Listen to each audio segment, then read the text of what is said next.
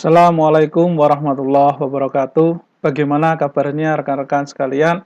Tentunya selalu sehat dan selalu semangat.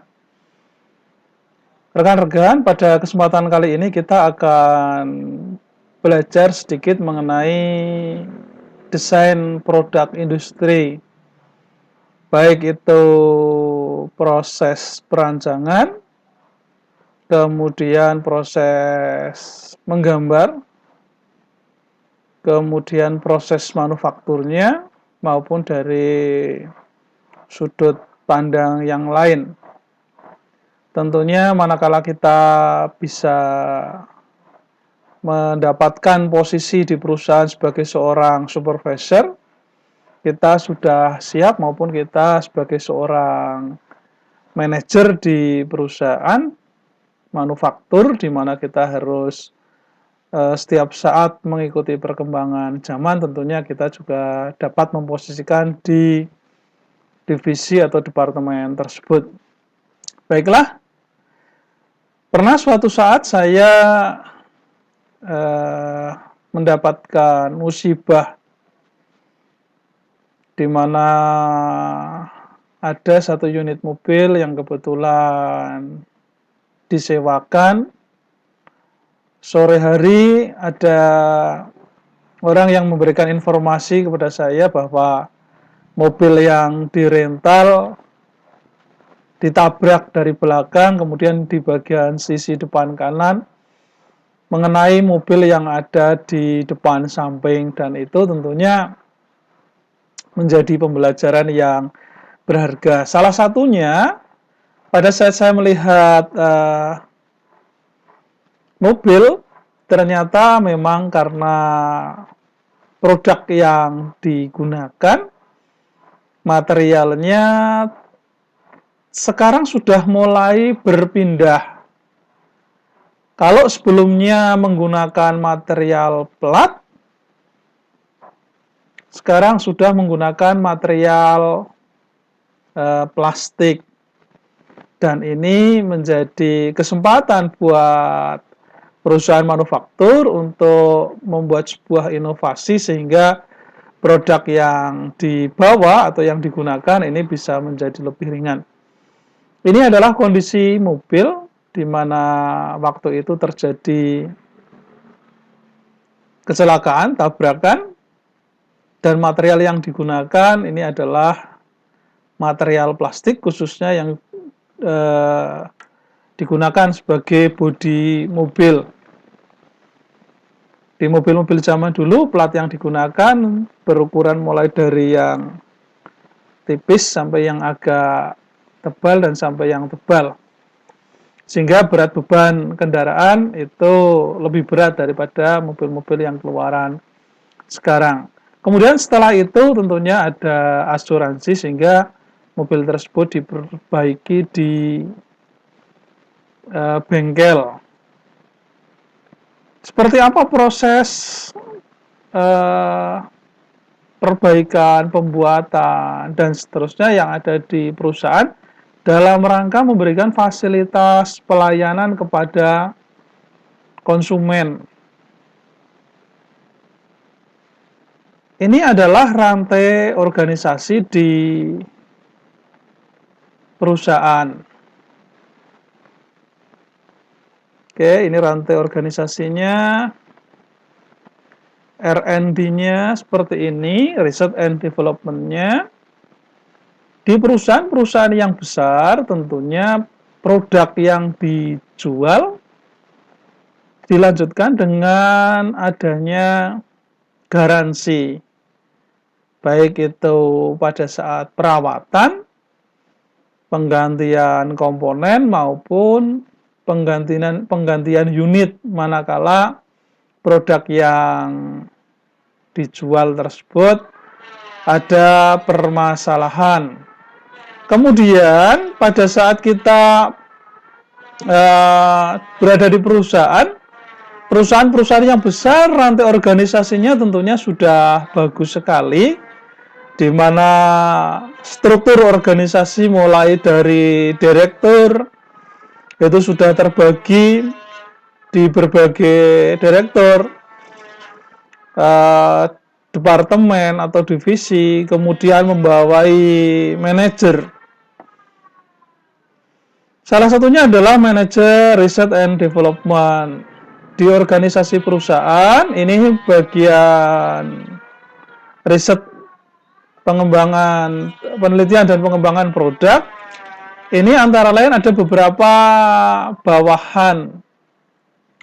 Meskipun ini seringkali untuk perusahaan-perusahaan yang kecil atau perusahaan menengah semuanya sudah jadi satu, sekaligus jadi manajer, sekaligus jadi supervisor, dan sekaligus juga jadi operator. Tetapi untuk perusahaan-perusahaan menengah ke atas, personal-personal ini, departemen-departemen ini sudah dipetakan. Di bagian manajer R&D, ini antara lain membawai supervisor bagian desain, kemudian bagian keuangan, berikutnya bagian teknik, kemudian bagian data, dan mungkin masih banyak bagian-bagian untuk perusahaan-perusahaan yang besar. Kemudian di bagian supervisor desain ini membawai juru gambar atau operator CAD, komputer aided design, yang tugasnya antara lain operator-operator tersebut yaitu menggambar proyeksi. Jadi gambaran secara umum pada saat perusahaan mendapatkan order dari perusahaan yang lain ataupun dari konsumen, maka pertama kali gambar sebelum dipasarkan dikembalikan lagi kepada orang yang memesan, ini dalam bentuk gambar proyeksi. Kemudian dari gambar proyeksi akan dihitung spesifikasi produk dan seterusnya. Ini rekan-rekan dari juru tulis. Kemudian akan dihitung berapa harga pokok produknya.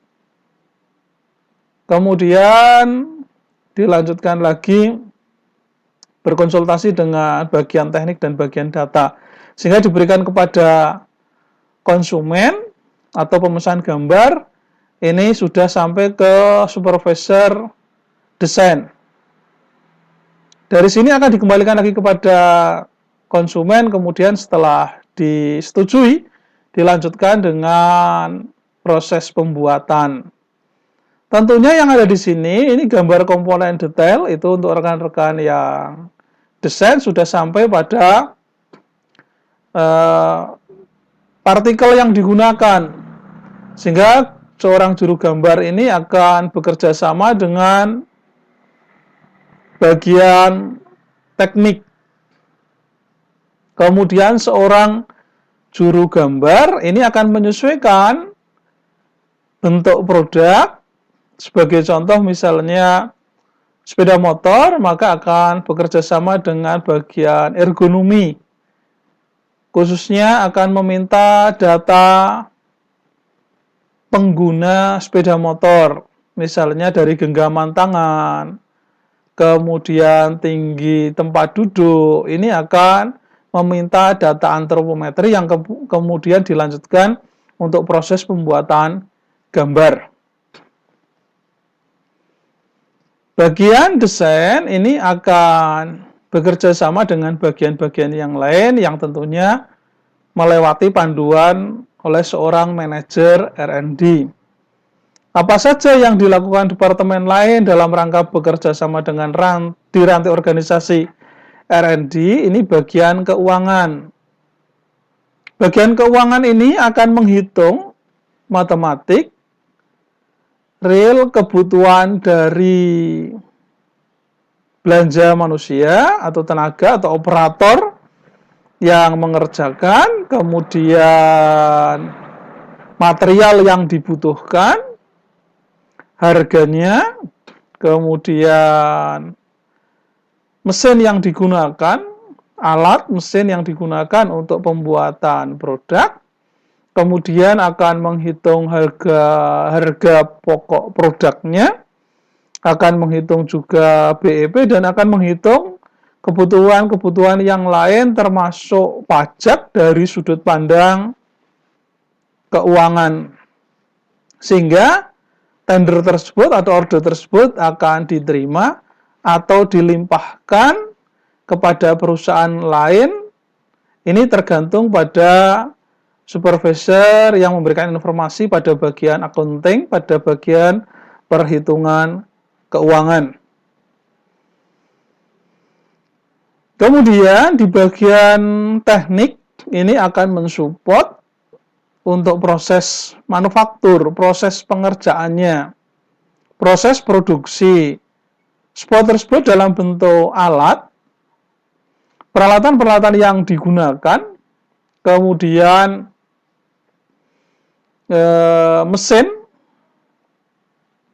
mesin-mesin yang dibutuhkan akan mengkalkulasi mesin apa saja yang nantinya akan digunakan untuk membuat sebuah produk manufaktur. Kemudian tentunya operator itu sendiri, siapa saja yang nantinya akan bekerja pada saat proses produksi. Berikutnya di bagian R&D ini membutuhkan data yang banyak, yang tentunya tidak bisa dilakukan secara langsung, sehingga adanya departemen R&D ini membawai bagian supervisor data, maka data-data yang dibutuhkan akan bisa lebih mudah pada saat bagian keuangan membutuhkan informasi harga pasar, harga produk di pasaran, sehingga di situ bagian keuangan akan menentukan apakah tender ini diterima atau tidak. Manakala produk yang ada di pasaran lebih mudah, tentunya ini menjadi bahan pertimbangan untuk bagian keuangan. Kemudian data antropometri, data biomekanika, data psikososial, data psikologi pasar, ini akan diberikan informasi-informasi. Sebagai contoh, informasi untuk data yang nantinya akan menggunakan produk televisi. Bentuknya seperti apa yang diinginkan. Dari sumber data ini, informasi akan diberikan kepada bagian juru gambar yang akan membuat bentuk dari sebuah televisi. Kemudian informasi mengenai pencahayaan, berapa cahaya yang dibutuhkan oleh seorang pengguna televisi. Kemudian data tersebut akan diberikan kepada juru tulis bagian spesifikasi produk, data-data yang diperbolehkan pada saat menonton televisi. Ini bagian rantai organisasi di perusahaan-perusahaan yang besar pada saat membuat sebuah produk industri. Rekan-rekan, pada saat kita membuat sebuah desain, tentunya desain ini sudah dipertimbangkan dari berbagai sudut atau berbagai elemen. Karena produk yang kita desain itu harus mengikuti pasar, maka suara pasar harus menjadi prioritas yang ada di depan agar produk industri kita tidak ketinggalan. Beberapa produk yang selalu mengikuti tren antara lain produk-produk elektronika, kemudian produk-produk otomotif. Ini setiap saat selalu mengikuti tren pasar, sehingga bagian desain akan selalu meminta data informasi pasar dengan cepat dan proyeksi tren yang akan datang. Kemudian bagian yang lain, ini bagian manufaktur, bagian keuangan, dan mungkin bagian-bagian yang lain adalah sebagai support system dalam proses pengerjaan produk manufaktur.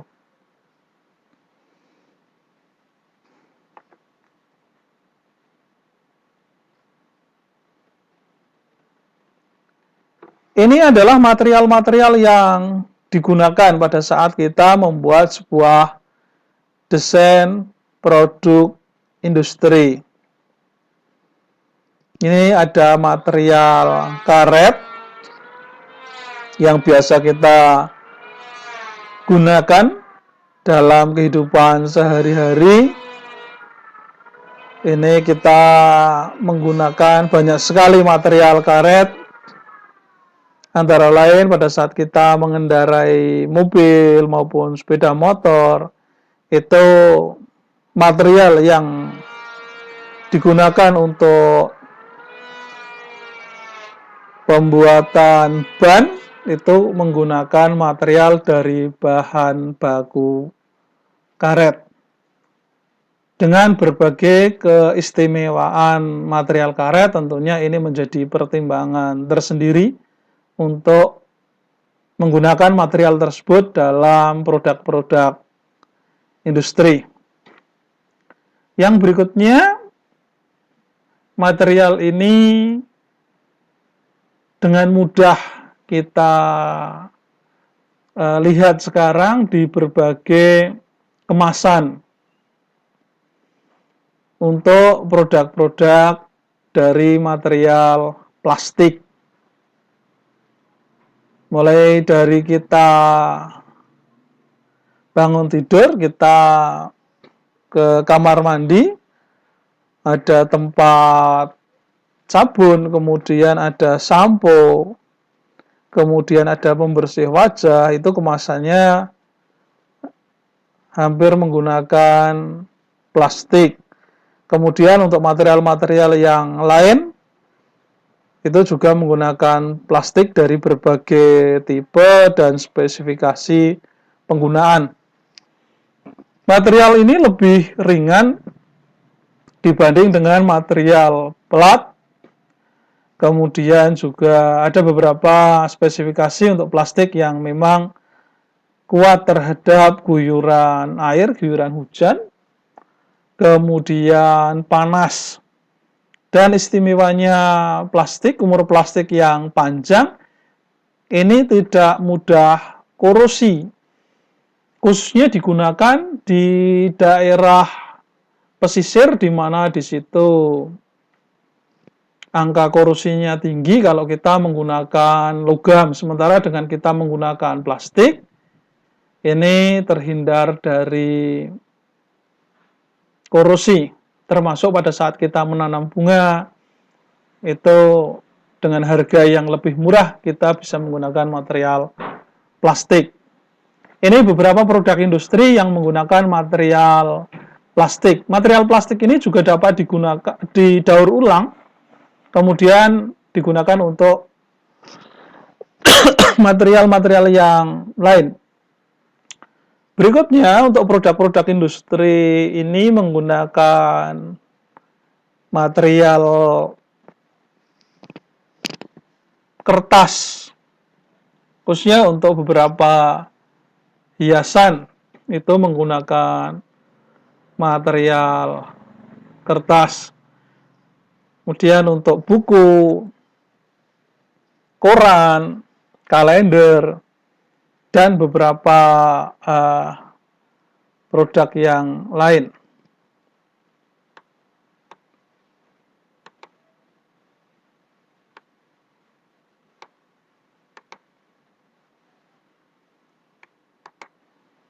Selanjutnya adalah produk dari kayu. Ini di beberapa kerajinan untuk produk-produk kerajinan kayu itu sudah merambah pasar internasional. Karena khususnya di Indonesia banyak sekali desain-desain yang bagus. Material kayu juga bisa tumbuh, kayu-kayu yang kuat, kayu-kayu yang keras di tanah Indonesia, sehingga material ini mudah didapatkan. Kemudian dengan adanya sentuhan seni, harga kayu yang diolah ini menjadi karya yang bagus dengan harga yang bisa berlipat, sehingga bisa dimanfaatkan untuk produk-produk manufaktur. Material kayu akan kita bahas lebih detail di kesempatan yang lain. Yang berikutnya, ini adalah berbagai olahan produk untuk material logam. Ini dapat kita lihat bagian perangkat pada saat kita menggunakan CPU, pada saat kita menggunakan komputer, material yang digunakan untuk tempat-tempat komponen komputer. Kemudian kalau di kesehatan kita menggunakan gunting dan yang lainnya, itu juga dari logam. Berikutnya, kalau kita mengendarai mobil, ini ada bagian-bagian mesin yang digunakan untuk memutar torak agar terjadi ledakan dari titik mati bawah ke titik mati atas. Tentunya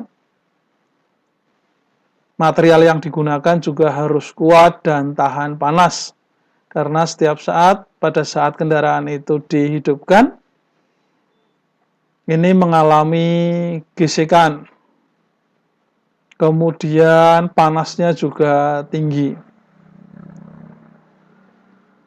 Yang berikutnya ini adalah material yang digunakan untuk tutup radiator, sehingga pada saat panas tinggi ini juga bisa berfungsi. Pegasnya ini bisa mengeluarkan gas sesuai dengan kebutuhan tentunya.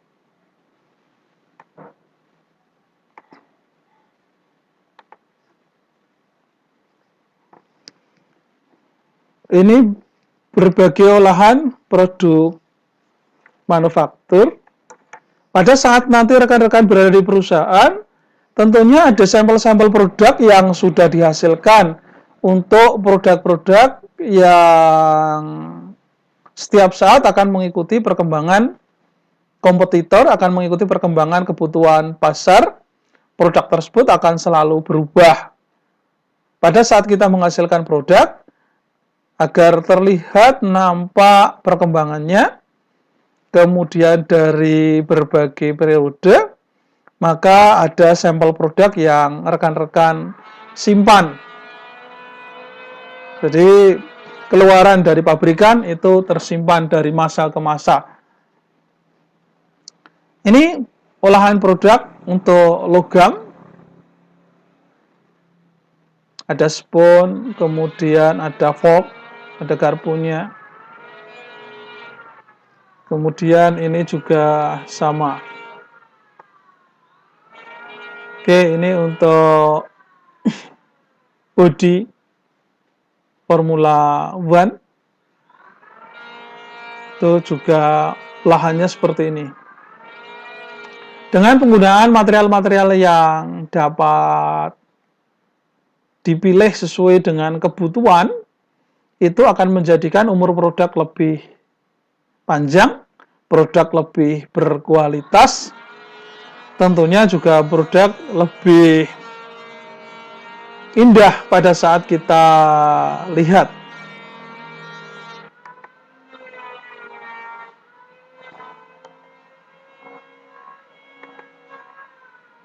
Berikutnya ini adalah desain proses produksi. Di desain proses produksi, ini urut-urutan dari sebuah desain proses. Yang pertama adalah kebutuhan, informasi kebutuhan pasar.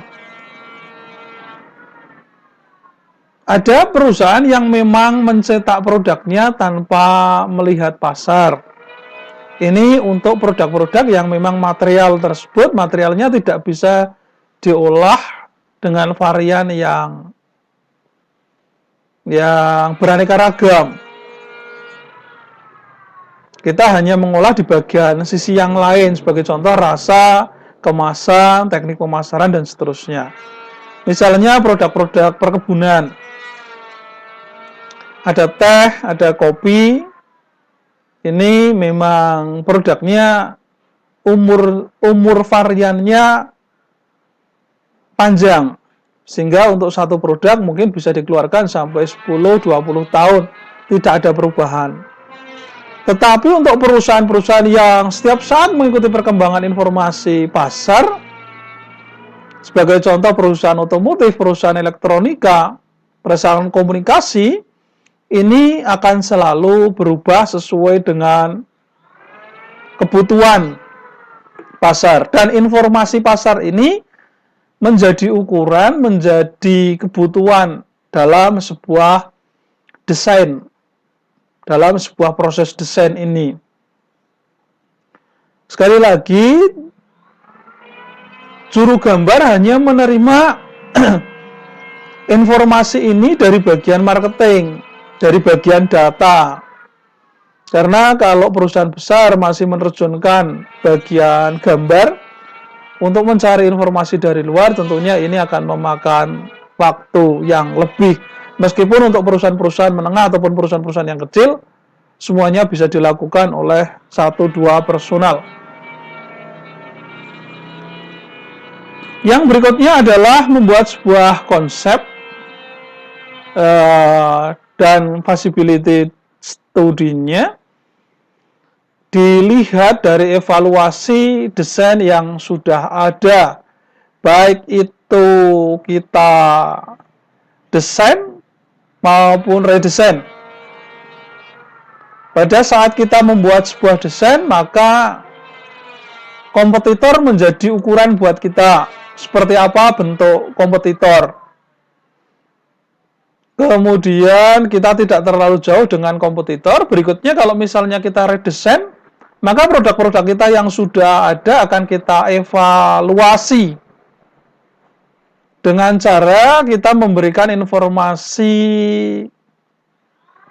brainstorming, adanya sumbang saran dari konsumen kepada kita, baik itu dalam bentuk warna, model, rasa, kemudian ukuran, dan yang lainnya sebagai masukan informasi. Kemudian kita akan masuk di bagian komputer aided design atau CAD-nya di sini. Apa saja pekerjaan yang ada di situ? Ini antara lain adalah membuat sebuah desain analisis yang tadi sudah diberikan oleh bagian pemasaran dalam bentuk informasi atau checklist atau checksheet yang diberikan oleh konsumen. Setelah kita analisis, bentuk analisisnya dalam bentuk kode atau standar yang seharusnya kemudian kita adakan penelitian lagi, kita adakan review, baik itu dalam bentuk analytical model maupun fisikal. Kita analisis produk-produk yang dijual. Kemudian setelah produk tersebut dijual, maka kita akan, setelah produk tersebut kita analisis, kita akan membuat prototipe. Informasi kebutuhan konsumen, baik itu dalam bentuk perancangan produk baru maupun redesign dari produk kita yang sudah ada di pasaran. Apa yang dilakukan oleh bagian ini akan kita berikan kepada konsumen prototip produksinya ini dalam bentuk tes. Kita berikan tes kepada konsumen tersebut dan dievaluasi. Kemudian dilanjutkan dengan adanya produksi, gambaran produksi, kemudian adanya instruksi manual.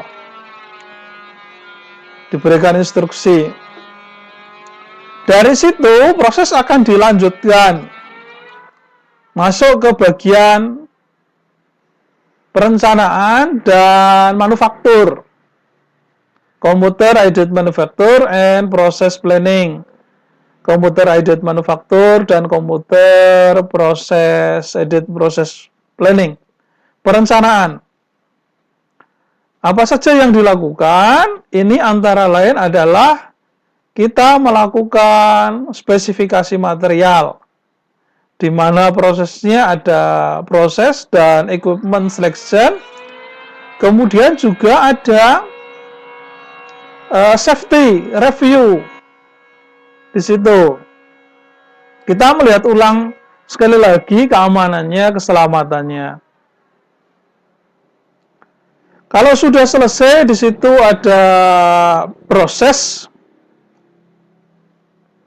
dilanjutkan dengan pilot production, di mana kita membuat sebuah contoh terlebih dahulu yang nantinya akan menjadi benchmark untuk produk yang lain. Kita akan melihat contoh terlebih dahulu yang nantinya sebagai panduan untuk operator divisi-divisi yang lain. Kalau camp CIPP ini sudah selesai dalam bentuk pilot production, pilot project nanti juga dilakukan, maka kita masuk pada computer integrated manufacturing, SIM-nya. Proses tersebut ada produksi, tentunya mulai dari material masuk melewati pintu gudang yang sudah sesuai dengan kualifikasinya, tentunya sesuai dengan kualitas dan kuantitasnya, masuk diolah di bagian produksi. Begitu material sudah masuk di bagian produksi, masing-masing dari proses produksi ini diadakan pemeriksaan. Pemeriksaan tidak hanya sekedar pada bagian finishing produk itu jadi, tetapi untuk mengurangi kerusakan, produk-produk yang ada akan diperiksa mulai dari bahan baku masuk. Begitu material masuk, material akan dipilih sesuai dengan kebutuhan, spek yang sesuai. Kemudian untuk pemeriksaan sudah mulai dari situ. Dari setiap tahapan akan ada inspeksi. Kemudian dari masing-masing inspeksi ada quality control-nya, dikontrol kualitasnya. Juga ada quality assurance-nya, di mana kalau produksi ini sudah bagus, kemudian ada bagian quality-nya sudah bagus, tentunya hasil keluarannya, output-nya juga menghasilkan produk-produk manufaktur yang sesuai dengan kebutuhan. Kemudian, kalau produk ini sudah jadi, produk tersebut akan dikemas, packing. Pengemasan ini memungkinkan adanya kerusakan produk maupun kemasan itu sendiri, sehingga memang juga diperlukan adanya kontrol kualitas pengemasan. Dilanjutkan dengan pemasaran dan sales literatur. Distribusikan produk-produk tersebut sesuai dengan pesanan maupun yang akan dijual kepada konsumen dalam bentuk produk yang diterima di masyarakat. Produk ini akan memberikan informasi kembali nantinya pada saat dibutuhkan untuk ke bagian desain. Sehingga produk ini akan selalu berkelanjutan. Kalau kita lihat pada bagian yang ada di samping atau bagian B, bahwa diawali dari market, kemudian masuk ke spesifikasi, kemudian dilanjutkan dalam bentuk konsep desain, dilanjutkan dengan desain yang detail oleh rekan-rekan juru gambar dan juru tulis. Bagaimana informasi-informasi ini benar-benar sudah detail, kemudian bekerja sama dengan bagian keuangan, harga pokok dan seterusnya, apakah ini masuk atau tidak, ini juga akan timbal balik ke atas, kemudian baru dilanjutkan masuk ke bagian manufaktur untuk proses produksi, kemudian akan dijual produk tersebut.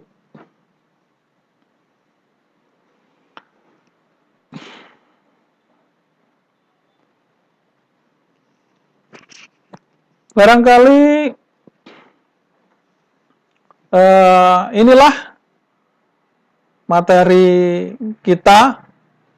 Kali ini kita akan berlanjut untuk materi desain proses yang berikutnya. Semoga materi desain ini dapat memberikan ilustrasi kepada rekan-rekan apabila nantinya bekerja di bagian divisi desain R&D, baik itu menjabat sebagai posisi operator, kemudian posisi supervisor maupun posisi manajer, sehingga dapat mengetahui tupoksi masing-masing. Lebih-lebih untuk perusahaan-perusahaan yang besar karena manusianya atau pekerjaannya sudah dibagi sesuai dengan job deskripsinya, sehingga kita harus bertanggung jawab terhadap apa yang sudah diberikan dalam bentuk IK, instruksi kerja kita. Dengan nanti kita bisa melihat desain proses, maka kita bisa mengatur apakah kebutuhan konsumen akan perbaikan produk ataupun pesanan dari perusahaan yang lain, maka semuanya sudah bisa dikalkulasi apakah penawaran tersebut kita terima, kita limpahkan kepada perusahaan yang lain dalam bentuk tender, ataupun kita membeli produk lain, kita ganti labeling untuk kita jual kembali. Semoga materi ini bermanfaat dalam rangka menambah pengetahuan kita. Saya akhiri. Assalamualaikum warahmatullahi wabarakatuh.